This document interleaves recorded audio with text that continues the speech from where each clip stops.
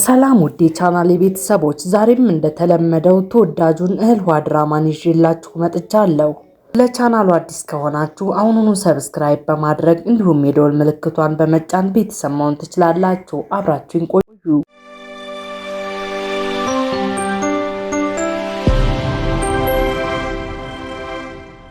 ቶፕራክ ላሊ የድሮ ቤቱን እንዳየው በጭንቅላቱ ውስጥ እንደመጣበትና ያንን የመሰለ ቤት እንዲፈልግለት ላሊ ሲነግረው ፊዳን ከሰማች በኋላም ማንም ሰው እያያት እንዳልሆነ አረጋግጣ ቶፕራክን አገኘችው።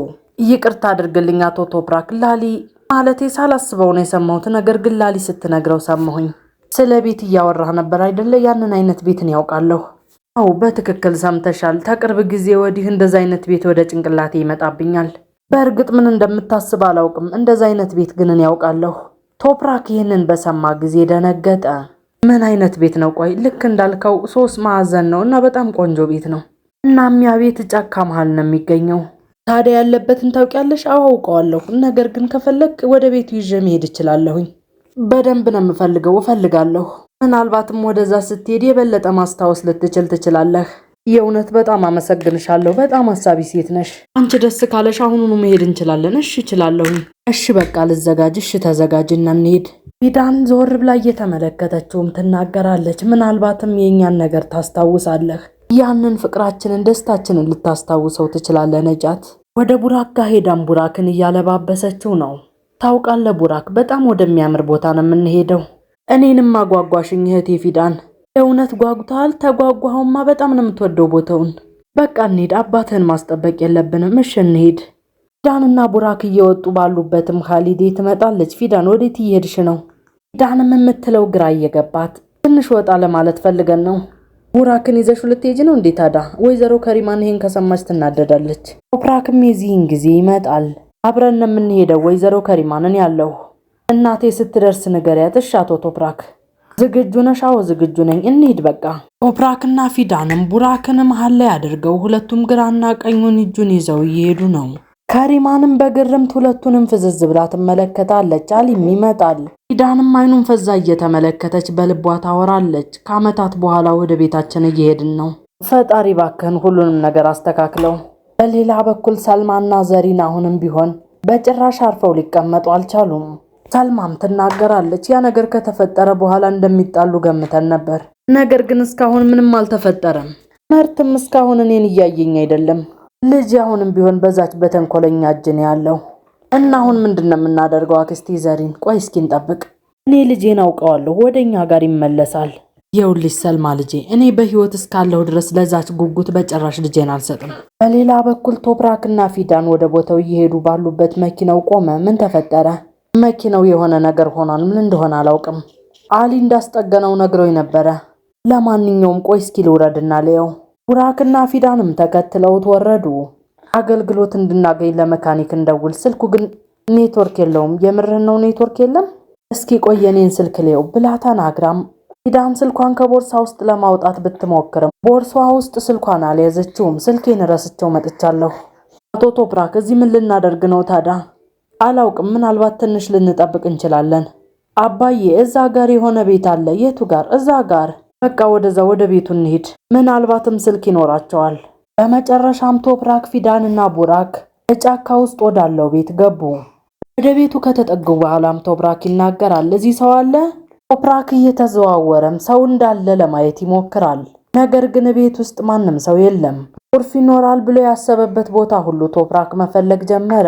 ከብዙ ፍለጋ በኋላም ቶፕራክ ቁልፉን ጣራ ላይ አገኘው። ቁልፉን አግኝቼዋለሁ ብሎ እየተናገረም በሩን መክፈት ጀመረ። ነገር ግን ባለቤቶቹ ቢመጡ ይቆጣሉ። መክፈትህ ተገቢ ነው? ቆይ ለምን ይቆጣሉ? እኛ ክፉ ሰዎች አይደለንም። ሁኔታችን ግልጽ ነው። መኪናችን ተበላሽቶብናል። ማለቴ ያለ ፍቃዳቸው መግባታችን ምንም ጥሩ ነገር የለውም። አባዬ እርቦኛል። ወደ መኪናው ልሂድና ይዤ ልምጣ በቃ። ምናልባትም የሆነ ሰው እያለፈ ከሆነም እርዳታ ጠይቃለሁ። ብዙ ሰዓት እዚህ የምንቆይ ከሆነ ምንም ጥሩ ነገር አይሆንም እህቴ ፊዳን። አባዬ ወዴት ነው ሄደው? አሁኑኑ ይመጣል። እየመጣ ነው፣ ተመልከችው። ማንም ሰው አይሄድም፣ ማንም ሰው አይመጣም። ለማንኛውም አየሩ ደግሞ በጣም ቀዝቃዛ ነው። አሁን ሙቀት ማግኘት አለብን፣ ካልሆነ ግን በብርድ እንሞታለን። ፊዳንም የዚህን ጊዜ ከዚህ በፊት ቤታቸው ውስጥ የነበረውን ከነጃት ጋር የነበራቸውን ነገር ታስታውሳለች። ነጃት በጣም ቅዝቃዜ እየመጣ ነው። አንቺ ካለሽ ምንም አይነት ቅዝቃዜ ቢመጣ ወጣዋለሁ። የትኛውም ማሃጉር ላይ ቢሆን እንኳን በቀዝቃዛም ሆነ በሙቀት እኔም እንደዛው የኔ ፍቅር። ሐሳቧ ተመልሳ አሁንም ቢሆን በውስጧ እንደዚህ ትናገራለች። እኔና ነጃት ከሁሉም ሰውና ከሁሉም ነገር ርቀን በጎጇችን ውስጥ በፍቅር እንኖር ነበር። ነገር ግን እዚህ ስንቆይ ቤት ውስጥ ያሉ ሰዎች አይቆጡም እንዴ? እኛ ምን እናድርግ ታዲያ? ሁሉም ነገር ከቁጥጥራችን ውጭ ነው። ፊዳን በውስጡ አሁንም ታወራለች። አንተ አሁን ቅርቤ ሆነህ በጣም ሩቅ ነህ። በአይኔ አይሃለሁ፣ ነገር ግን ልዳብስህ አልችልም። ቶፕራክም በሩን ከፈተው። ልዳብስህ ባልችል እንኳን ነገር ግን ከጎኔ ነህ፣ እሱም ጥሩ ነገር ነው። በሌላ በኩል ካሪማን ወደ ቤት እየገባች ካሊዲ እያለች ትጣራለች። እንኳን ደህና መጣሽ ወይዘሮ ከሪማን። ልጆቹ የት ነው ያሉት? አቶ ቶፕራክ ቡራክን ይዞ ወጥቷል። ወዴት ነው ሄደው? እኔ ምንም አላውቅም።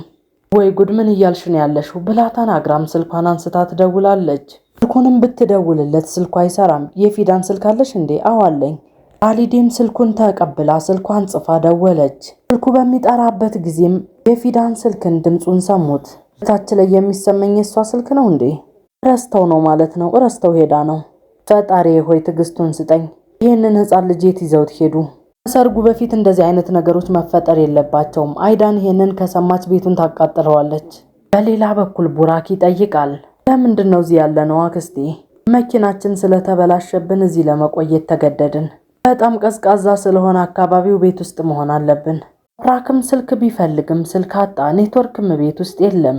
ፊዳንም ያለውን ምግብ ለቡራክ አቀረበችለት። ይሄንን ነው እንደምበለው? አዎ የኔ ቆንጆ፣ ለዛሬ ይሄንን ማድረግ አለብህ፣ ምክንያቱም ከዚህ የተለየ ምግብ ልናገኝ አንችልም። ቶፕራክም የሚያደርገው ነገር ግራ ገብቶት ከፊዳን ጀርባ ቆሟል። ሁለቱም የሚያደርጉትን አድርገው ዞር በሚሉበት ጊዜ ለፊት ይገናኛሉ። በጣምም ደነገጡ። ፊዳንም አይኑን እየተመለከተች ትናገራለች። ይቅርታ አድርግልኝ፣ አላየሁህም ነበር። እኔም ስልክ እየፈለግኩኝ ነበረ። ፊዳን ቶፕራክን እየተመለከተች በልቧ ታወራለች። ሁሉንም ነገር ብታስታውሰው፣ ነጃት እንደሆንክ ብታስታውሰው፣ ምን ነው ህይወታችን እንዴት እንደሚያምር ባስታወስክ፣ ሁሉም ነገር ጥሩ ይሆን ነበር፣ እንደ ቀድሞ ይሆን ነበረ ነጃት። ፊዳንና ቶፕራክ እዛው እንደተቀመጡ ምሽቱ መሸ። ፊዳን ትናገራለች። ጥሩ ነገሩ ባለቤቶቹ ወደዚህ አይመጡም፣ በትክክል አልመጡም። የሚገርመው ልንሄድ ወደ መጣንበት ቤት እንኳን መሄድ አልቻልንም። ነገር ግን በጣም ብዙ ጊዜ አለን። የሆነ ቀን እንሄዳለን። በቃ ቡራክ ተኝቷል፣ እኔም ልተኛ። አጥንም ሁለቱም እኩል ከፈት እያደረጉ አሁንም አይን ላይን በፍቅር ይተያያሉ።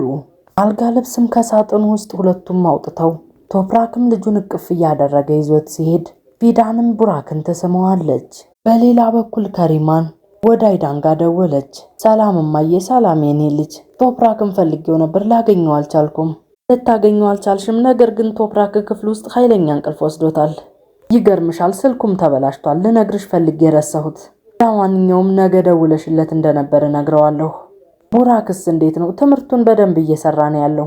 ንገሪኝ እስኪ። ድግሱስ እንዴት ሆነ? በጣም ቆንጆ ነበር፣ ደስ ይል ነበር እማዬ። አሁንም በጥሩ ሁኔታ እየተዝናናን ያለ ነው። ኤሲል ልጅን ሳሚልኝ በቃ። እሺ እማዬ፣ ስምልሻለሁኝ። ሃሊዴ። አቤት ወይዘሮ ከሪማን። መጣሁ። ንገሪኝ እስኪ ሃሊዴ፣ ምናልባት ልጆቹ የት እንዳሉ ልታውቂ ትችያለሽ።